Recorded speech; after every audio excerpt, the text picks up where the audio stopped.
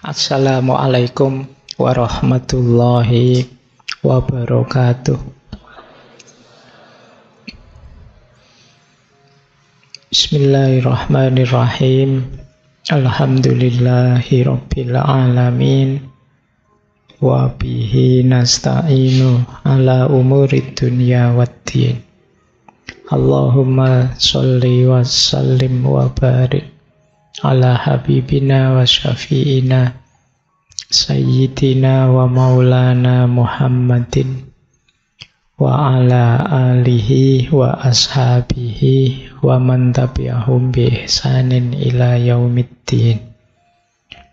Amma ba'du. Bismillah. Mari kita kembali ke rutinitas kita, istiqomah kita mengaji. Baik, bismillah ya, kita mulai. Inilah, saya awali dari hidup sehat dulu ya. Ini hidup sehat, sehat ruhani. Jadi batin kita, mental yang sehat itu yang seperti apa? Perhatikan nanti ini bahan muhasabah kita semua ya, introspeksi kita. Jadi mental sehat itu setidaknya cirinya 5. Nanti kita lebih detail lagi. Jadi hidup sehat itu hidup yang punya meaning, punya makna dan sadar tujuan. Teman-teman harus bisa jawab kalau ditanya tujuan hidupmu apa. Tujuan hidup ini tidak sama persis dengan cita-cita. Kalau cita-cita itu yang dimaksud pekerjaan atau karir. Jadi tujuan hidup itu mirip kalau dulu teman-teman kecil waktu ditanya ingin jadi apa besok, terus tidak tahu jawabannya apa, kan terus teman-teman bilang ingin berguna bagi nusa, bangsa, agama, orang tua, tetangga-tetangga, kan gitu. Nah, ini namanya jenis tujuan hidup. Nah, harus punya ini dan harus punya meaning. Punya meaning itu teman-teman bisa jawab mengapa saya ada. Itu berarti teman-teman punya makna tentang hidup ini. Ini ciri pertama. Kalau belum punya, ayo diupayakan. Tidak usah panik juga, tidak usah stres. Ya. Ayo pelan-pelan. Yang kedua, mental sehat, batin sehat itu punya value. Ada nilai-nilai yang ingin kita tegakkan, yang jadi sandaran hidup kita. Jadi hidup kita kan yang muda-muda kadang-kadang senang, saya ingin bebas saja Pak, tidak mau diatur, tidak mau ada apa-apa, pokoknya bebas sebebas-bebasnya, malah capek. Justru hidup nyaman itu kalau kita sadar nilai, ada yang diperjuangkan, ada yang disandari. Itu namanya value. Orang sebebas apapun sebenarnya secara tidak sadar juga punya value-nya sendiri. Tidak ada orang yang bisa sama sekali bebas, sama sekali lepas. Paling tidak dia sedang menegakkan satu value namanya nilai kebebasan. Jadi tidak ada orang yang tidak terikat oleh apapun. Setiap orang terikat oleh nilai yang dia anggap baik, yang dia anggap benar, yang dia anggap berharga. Itu kedua. Orang yang tidak punya nilai, tidak menghargai tatanan, tidak menghargai standar-standar hidup, dia akan sulit untuk berkembang. Yang ketiga, transenden. Transenden ini maksudnya kita sadar bahwa hidup ini ada sesuatu yang lebih besar, lebih tinggi, yang melampaui diri kita dan mempengaruhi kita. Kita kalau sendirian, tanpa yang lebih tinggi itu, kita itu lemah. Banyak kekurangan-kekurangan. Tapi ada yang lebih kuasa, lebih tinggi, melampaui kita, yang membawa pengaruh pada hidup kita. Ini dimensi transenden namanya. Kalau yang beragama biasanya ditegaskan itu ya Tuhan. Tapi mungkin ada orang lain yang dianggap melampaui dirinya, itu mungkin bisa nilai tertentu, bisa wawasan tertentu, dan lain sebagainya. Nanti ada penjelasan panjang tentang transendensi. Kemudian hidup dengan batin sehat itu adalah connecting. Kesadaran bahwa kita ini tidak sendirian. Saya tidak ada artinya apa-apa tanpa kalian. Kalian butuh teman kalian. Dan seterusnya. Jadi kita ini saling nyambung. Jangan dikira kalau saya sedih terus yang sedih hanya saya. Bisa saja temanmu lihat kamu sedih, ikut sedih. Ini punya teman kok merengut saja. Akhirnya kita ikut merengut. Gitu loh. Kalau punya teman ceria, kamu kan ikut ceria. Ini kesadaran keterhubungan. Begitu buka medsos, isinya orang gegeran debat. Nah, kan kita ikut panas. Jadi padahal kemarin-kemarin kita bilang saya tidak ikut-ikutan kampanye-kampanyean, silahkan saja. Tapi begitu baca postingan-postingan, ikut panas kita. Kenapa begitu? Kita itu terhubung, jangan lupa. Jadi ada aspek connecting. Jadi kalau ingin baik, ya ayo baik bareng-bareng. Kalau ada yang rusak, ya bisa nular dan akhirnya kita bisa rusak bareng-bareng. Maka penting masing-masing kita sadar bahwa kita ini terhubung. Jangan kamu bilang, Allah ngapain sih kamu ikut campur rusak-rusakku sendiri, kalau tidak mau ya minggir saja. Ya memang rusak-rusakmu sendiri, tapi merusak ya keterhubungan di antara kita. Karena kamu rusak, ya pengaruh rusakmu bisa masuk padaku. Karena kamu tiap hari misuh-misuh, ya mulutku ya gatel pengen misuh balik akhirnya. Kenapa? Kita ini connecting, terhubung. Nah, maka carilah koneksi yang baik. Jangan cari koneksi yang toksik. Nah, itu bahasamu hari ini kan itu, toxic relationship. Oke, ya istilahmu sendiri loh hari ini. Nah, yang terakhir becoming. Hidup nyaman, ideal, itu ya yang kita tambah baik, tambah baik. Jangan ada yang merasa sudah baik. Yang merasa sudah baik, alamat tidak bisa tambah baik lagi, wong sudah.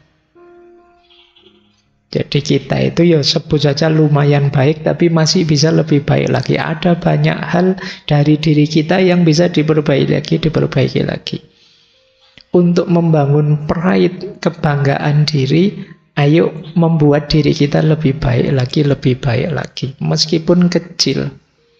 Dan ayo kita sadari ini. Kemungkinan teman-teman yang merasa kecewa dengan dirinya, merasa hancur hidupnya, itu tidak melihat dirinya yang bisa tambah baik lagi, entah dalam hal apa. Meskipun hanya kecil, ayo kita akui itu, bahwa saya sudah lebih baik kok Pak. Meskipun sangat kecil, tidak apa-apa. Itu menumbuhkan pride-mu pada dirimu. Pak, saya kalau tahun lalu sholatnya bolong-bolong Pak. Alhamdulillah sekarang masih bolong, tapi tinggal sedikit bolongnya. Nah, itu kan lumayan, ada yang lebih baik. Pak, kemarin saya sholat subuh mesti telat Pak, jam 7 baru bangun. Alhamdulillah sekarang jam 6:30 sudah bangun. Loh, itu kan tambah baik, lumayan. Akui saja kamu lebih baik, tidak apa-apa. Menumbuhkan pride, kebanggaan pada dirimu. Meskipun sedikit, saya lebih baik sekarang. Nah, kalau gagal di satu aspek, cari di aspek yang lain, yang di situ kalian tumbuh lebih baik. Ini untuk menghindarkan dari rasa putus asa, rasa frustasi bahwa kamu itu tidak ada baiknya, kamu itu gagal semua, kamu itu hidupmu hancur, tidak ada yang baik yang kamu lupakan. Nah, itu becoming. Jadi ayo teman-teman, ada 5 aspek hidup sehat secara batin, secara spiritual yang penting kita perhatikan apakah kita sudah sehat dalam 5 aspek ini. Jadi yang pertama makna, meaning, yang kedua values, yang ketiga transcendent, yang keempat connecting, dan yang kelima becoming. Saya lanjutkan. Nah, sekarang kita bahas dulu ya tentang kesehatan mental. Saya tidak tahu kalian ada di mana. Ini kurvanya jungkel ke bawah. Yo, yang paling sehat ya tentu saja level no distress, kita normal. Tapi jarang ada orang yang total normal sehat, ndak ono stres belas. Agak sulit. Setiap orang punya masalahnya sendiri. Yo, paling tidak kalian adalah di level kedua, yaitu mental distress. Ada tekanan, ada masalah, tapi masih bisa kita atasi. Nah, jadi ini yang kedua. Semoga kita paling tidak ada di sini lah ya. Jangan ada di yang ketiga. Kalau di yang ketiga ini agak sedang sebutannya. Kalau tadi ringan, ada gangguan mental yang signifikan. Nanti ada banyak cirinya. Kalau ini, kalian harus hati-hati. Semoga bisa diatasi. Karena kalau tidak bisa diatasi, jatuhnya di yang paling bawah. Gangguan mental. Mental illness. Nanti kita sebut ciri-cirinya ya. Tapi ini untuk parameter saja. Kalau sudah sakit mental itu yang memutuskan tetap dokter ya, psikiater. Yang ahli di bidangnya. Makanya kalian tidak usah ngarani temanmu, wah edan kamu sekarang itu, enggak lah. Ke dokter lah dulu, enggak apa-apa. Mungkin gangguan tadi masih terganggu karena ada masalah. Mungkin stres kecil-kecilan, enggak masalah. Toh nanti lama-lama bisa diatasi sendiri. Mungkin ketika gangguan itu menyerang kamu stres beneran, tapi lama-lama bisa ngatasi. Jadi itu paling di level 3. Jadi pas diputus kemarin ndak bisa tidur tapi sekarang sudah bisa Pak. Ndak lama kok Pak, paling seminggu selesai. Nah, itu berarti kamu di yang ketiga. Tapi kok terus-terusan kamu stres terus kamu bisa masuk ke yang keempat. Kalau ini sudah perlu bantuan psikolog, psikiater. Oke, minta diantar temennya ke. Ndak apa-apa. Jadi ini kalian perhatikan dulu ya kesehatan mental. Nah, cirinya mental sehat. Ini secara umum. Kalau tadi kan ranahnya, kalau ini ciri konkretnya. Yang pertama, emosinya seimbang. Emosi seimbang itu bukan tidak bisa marah, stabil, terus tidak begitu. Kadang marah tapi bisa ngatasi, kadang kecewa tapi bisa ngatasi. Kadang dikit-dikit ada putus asanya, tapi bangkit lagi. Ini namanya seimbang. Orang hebat itu bukan yang tidak bisa marah sama sekali, tapi kadang-kadang marah, tapi terus dia bisa mengatasinya sendiri. Nah, ini namanya seimbang. Silahkan kalian cek dirimu bisa ngatasi enggak kalau sedang kena gangguan emosi. Mungkin marah, mungkin kecewa, mungkin jengkel. Nah, kamu bisa ngatasi sendiri. Kalau bisa ngatasi sendiri, kamu imbang. Terus yang kedua, tahan terhadap stres. Tadi saya bilang tidak ada orang yang tidak bermasalah. Semua orang punya masalahnya sendiri. Bedanya ada orang yang kuat, ada orang yang tidak kuat. Ada yang masalahnya kecil saja rasanya besar. Ada yang ini masalah besar loh, tapi rasanya kecil. Mahasiswa itu ada yang cuma satu mata kuliah dapat C. Oh, itu stresnya luar biasa. Yang satu sudah terancam DO, nilainya E semua, santai.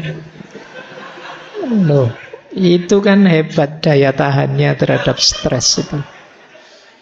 Masih bisa ketawa-ketawa, ngerokok, ngopi, dia masih santai. Padahal temennya itu jungkir balik hanya dapat nilai C. Nah, ini urusan daya tahan kamu hebat. Atau jangan-jangan sudah level sakit tadi. Jadi ini daya tahan ya. Ayo latihan untuk menghadapi tekanan. Karena tidak mungkin hidup itu tanpa tekanan. Jangan mau selalu dituduh generasi Z itu dalamnya rapuh seperti stroberi. Ndaklah, kalian kuat kok. Bisa dilatih sejak sekarang.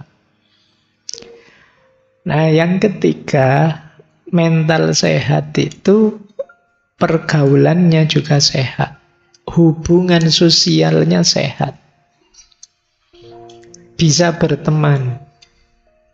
Jadi enak kalau diajak bergaul, itu berarti sehat. Karena ada orang itu yang sosialnya kacau. Tiap kali punya teman masalah, terus jengkeli orang, nyusahi orang, ngerepoti orang. Hubungan sosialnya tidak bagus.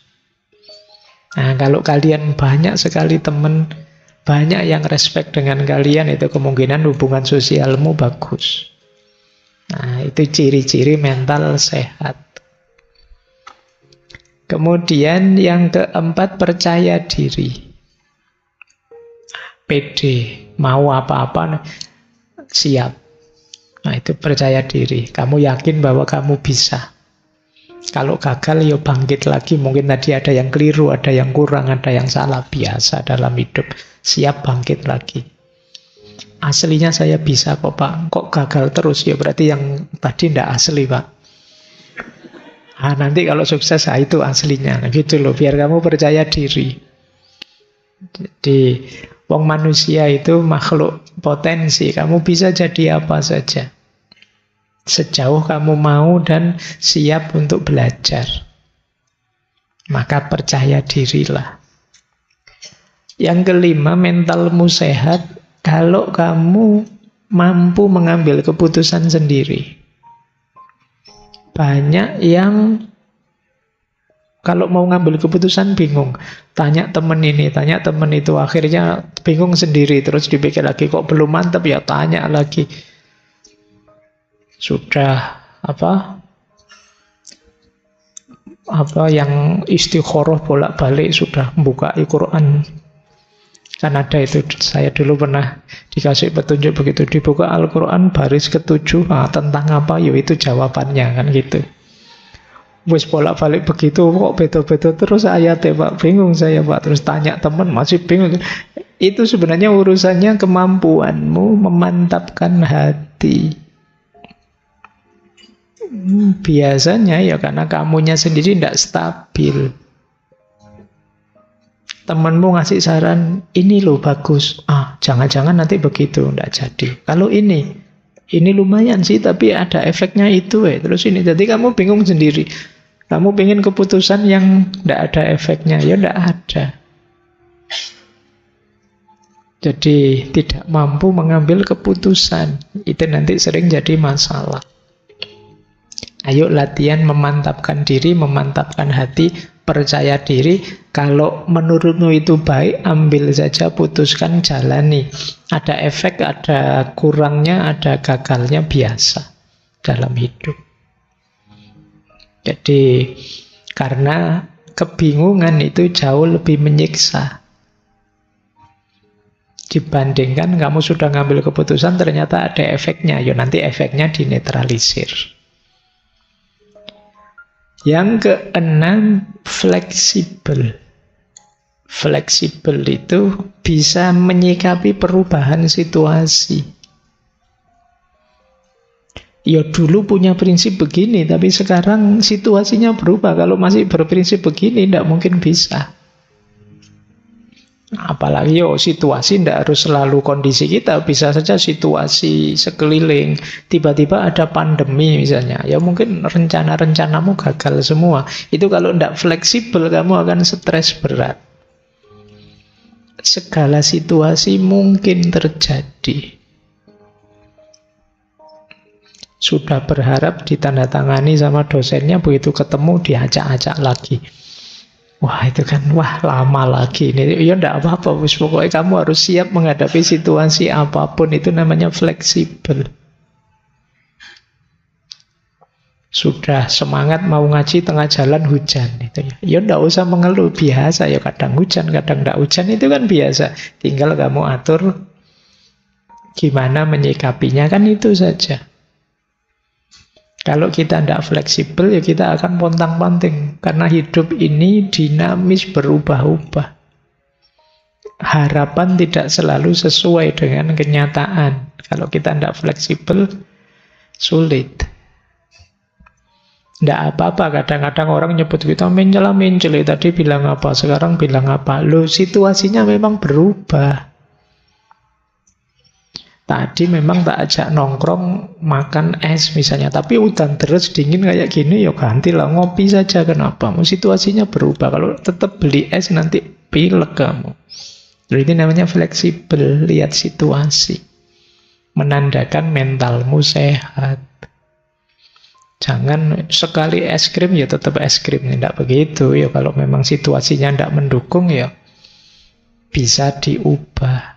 Menyesuaikan dengan situasi. Ya banyaklah pilihan-pilihan hidupmu kan. Dulu mungkin kamu zaman SMA janji sama temanmu, nanti ya siapa tahu kita jodoh misalnya.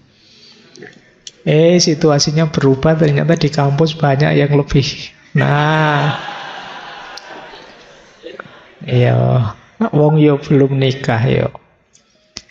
Nah itu kamu harus paham situasi daripada kamu stres sendiri. Ada mahasiswa itu sebelum kuliah, pokoknya Pak, saya hanya kuliah saja, tidak mau macam-macam.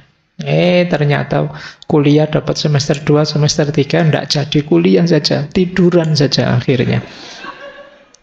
Kalau ditanya, Mas kemarin katanya kuliah saja, menyesuaikan situasi Pak. Saya fleksibel Pak. Kampus sudah ada menarik-menariknya Pak, sudah tidur aja. Oke, ya asal engkau bahagia silahkan saja. Kemudian mental sehat itu puas dengan hidupmu. Cirinya gampang lah, orang puas itu apa? Bersyukur. Tidak banyak mengeluh. Berarti kamu puas, mentalmu sehat. Kalau masih banyak sekali keluhan-keluhan, yuk kita cari titik-titik di mana kita bisa bersyukur.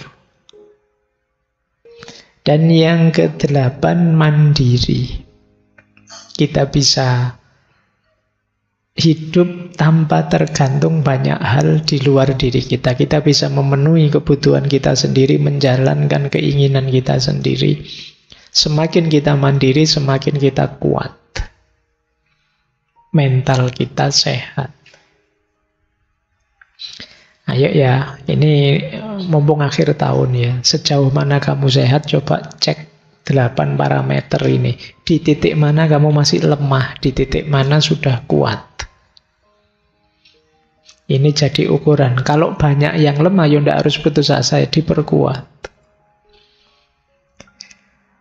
Nah, saya lanjutkan.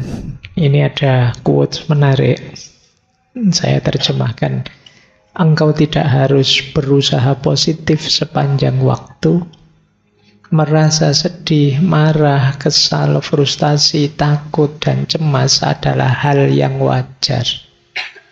Memiliki perasaan seperti itu tidak menjadikanmu orang yang negatif, namun hanya menjadikanmu manusia. Kok saya mudah sedih, Pak, marah, Pak, kesal, frustasi, takut, cemas. Saya kok begini sih, Pak? Ya enggak apa-apa, manusiawi. Problemnya bukan kamu punya perasaan itu apa enggak, caramu merespon perasaan-perasaan tadi. Itu nanti menentukan mentalmu sehat, kamu sudah dewasa atau belum. Manusia wajar saja, kadang bisa sedih, kadang marah, kadang kesal, kadang frustasi. Tidak apa-apa. Jadi kalau kalian ngalami, kalian sadari saja. Oh, saya sedang marah ini. Itu mungkin bisa menurunkan level marahmu banyak.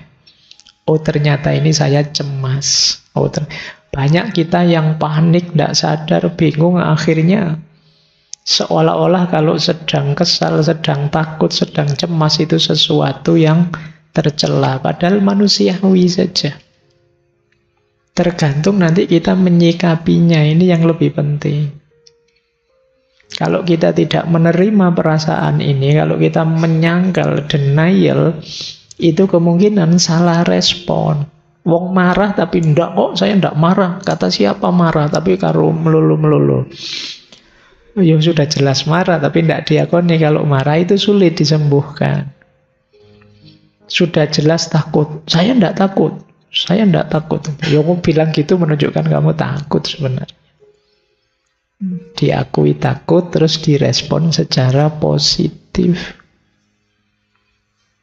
Jadi itu dulu saya pernah di pesantren itu, di satu kamar mandi kan dirumorkan sebagai angker. Nah, satu ketika teman saya malam-malam masuk ke situ, tiba-tiba ada angin, pintunya gebrak sendiri, Wah, dia terus berdiri sambil teriak-teriak, aku ora wedi, aku. Ya. Nah iya, dia bilang tidak takut, justru itu menunjukkan dia ketakutan. Gitu. Kita sering begitu, untuk nutupi sebenarnya kita takut. Oke ya, tidak apa-apa. Orang itu wajar saja. Kadang sedih, kadang marah, kadang kesal, kadang frustasi, kadang cemas, kadang takut. Itu masih belum negatif. Bisa negatif kalau respon kita salah. Itu menunjukkan kita masih manusia. Kita bukan mesin. Kalau mesin enak, diprogram sabar, terus ini sabar, terus nggak bisa nanti diprogram tawakal, tawakal terus gampang kalau mesin, kalau manusia kan nggak sesimpel itu. Makanya yuk latihan pelan-pelan untuk menyikapinya secara positif. Nah, ini menarik untuk bahan muhasabah ya. Kadang-kadang kita mempertanyakan diri kita. Apakah aku normal, Pak? Apakah saya baik-baik saja, Pak? Kalian tidak usah takut, tidak usah frustasi, tidak usah galau kalau merasa tidak baik-baik saja. Wong normal tidak normal itu tergantung parameternya. Di situ saya tulis misalnya, normal dan tidak normal itu bisa dari banyak pendekatan. Bisa normal tidak normal itu pendekatannya sosiokultural, sesuai kewajaran di tengah masyarakat. Kadang-kadang di masyarakat tertentu ini normal, di masyarakat yang lain tidak. Nah, jadi kadang-kadang kalian juga begitu, merasa tidak normal karena tidak cocok saja dengan kesepakatan masyarakatnya. Mungkin tidak ada hubungannya dengan benar salah, tapi yo kalah dari sisi populer saja. Di situ saya kasih contoh ini. Kalau di buku ada contoh, di budaya tertentu menangis meratap pada pemakaman orang asing itu biasa. Tapi di budaya yang lain dianggap tidak normal. Wong pemakamannya orang asing kok sampai menangis meratap-ratap. Nah ini namanya budaya.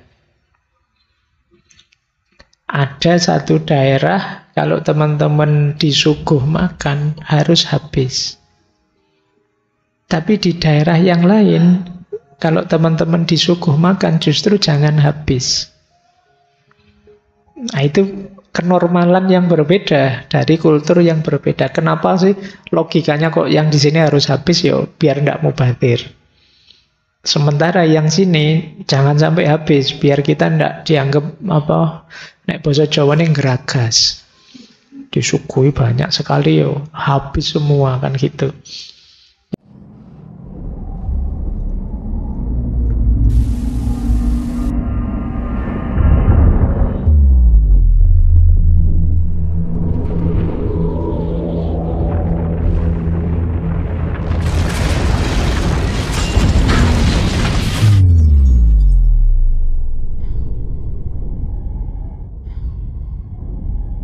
Pada suatu malam yang hening, sebuah majelis kecil dipenuhi para jamaah yang duduk dengan khusyuk mendengarkan seorang ustadz menyampaikan ceramahnya tentang kesehatan mental.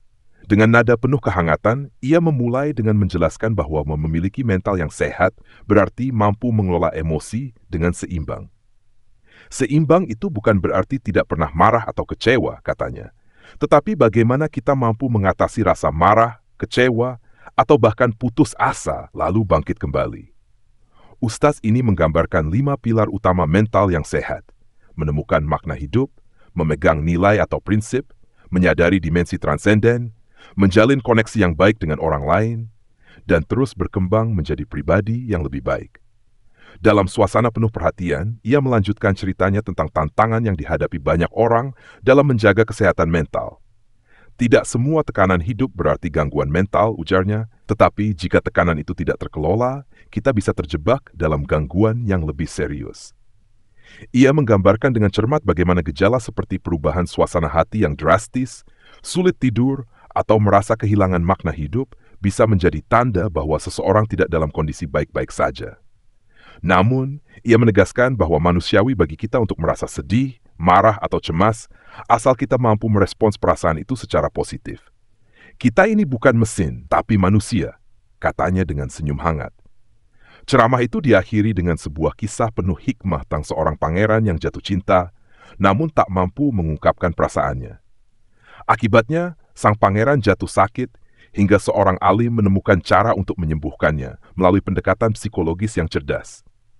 Kisah ini menjadi pengingat bahwa pikiran dan jiwa yang terganggu bisa berdampak pada tubuh, tetapi dengan kesadaran dan usaha, semua itu bisa diperbaiki.